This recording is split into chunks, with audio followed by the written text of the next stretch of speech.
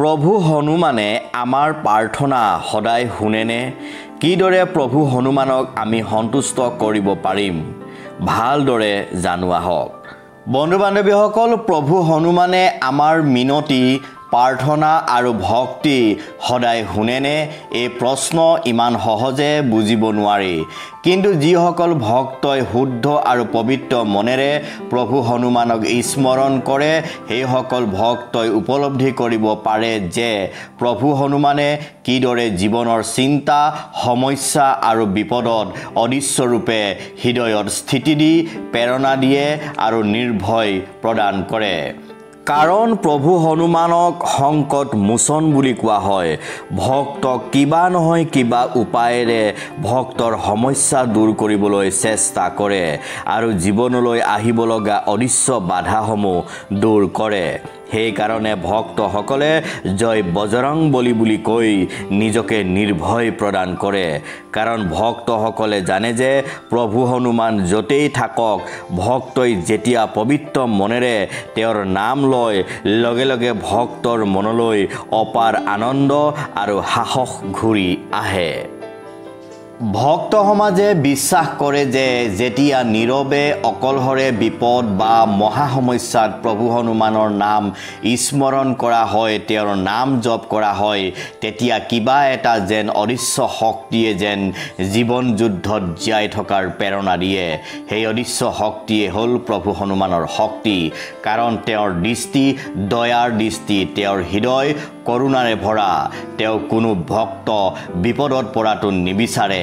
তেওঁ সদায় ভক্তক উদ্ধাৰ আৰু ৰক্ষা কৰাটো বিচাৰে।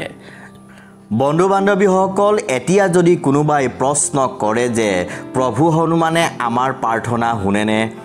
উত্তৰত ক'ব লাগিব, নিশ্চয় শুনে। আমাৰ প্ৰাৰ্থনা, আমাৰ ভক্তি প্ৰভু হনুমানে সদায় স্বীকাৰ কৰে। কাৰণ হাজাৰ হাজাৰ হনুমান ভক্তৰ অনুভৱ আৰু উপলব্ধি। কোনোবাই একান্ত মনে আৰ্থিক সমস্যাৰ কাৰণে প্ৰাৰ্থনা আৰু ভক্তি কৰি উপকৃত হৈছে।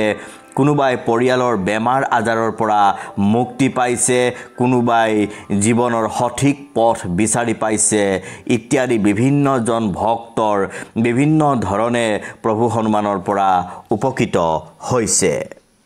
কাৰণ প্ৰভু হনুমানে কেৱল ভক্তৰ প্ৰাৰ্থনা আৰু ভক্তিক উপলব্ধি কৰাই নহয়, ভক্তৰ গভীৰ বেদনা, দুখ, সমস্যা সকলো ওপৰত তেওঁ জ্ঞাত। সেইকাৰণে ভক্তই গম নোপোৱাকৈয়ে প্ৰভু হনুমানে অদৃশ্য ৰূপে ভক্তসকলক কৃপা আৰু ৰক্ষা কৰি থাকে। সেইকাৰণে ৰামচৰিত মানস ৰচয়িতা তুলসী দাসে কৈছিল যে যেতিয়া তুলসী দাসদেৱৰ জীৱনলৈ অশেষ বিপদ আৰু সমস্যা আহিছিল, বিপদ আৰু সমস্যাৰ উপায় বিচাৰি পোৱা নাছিল, তেওঁ তেতিয়া হনুমান চালিচা বাৰে বাৰে পাঠ কৰিছিল। দিনৰ দিনটো হনুমান চালিচা পাঠ কৰি কৰি তেওঁ ভাগৰুৱা হৈ পৰিছিল। আৰু তেতিয়া বৃদ্ধ ব্ৰাহ্মণৰ ৰূপত স্বয়ং প্ৰভু হনুমান উপস্থিত হৈ তেওঁৰ বিপদ আৰু সমস্যা সমাধানৰ উপায় দিছিল। ৰামচৰিত মানস লিখোঁতেও প্ৰভু হনুমানে তেওঁক যথেষ্ট সহায় আৰু প্ৰেৰণা আগবঢ়াইছিল। তুলসী দাসদেৱৰ মতে কলিযুগত অদৃশ্য ৰূপত থকা ভগৱানে হ'ল প্ৰভু হনুমান। আৰু প্ৰভু হনুমানেহে কলিযুগৰ মানুহৰ দুখ দুৰ্গতি দূৰ কৰিব পাৰে।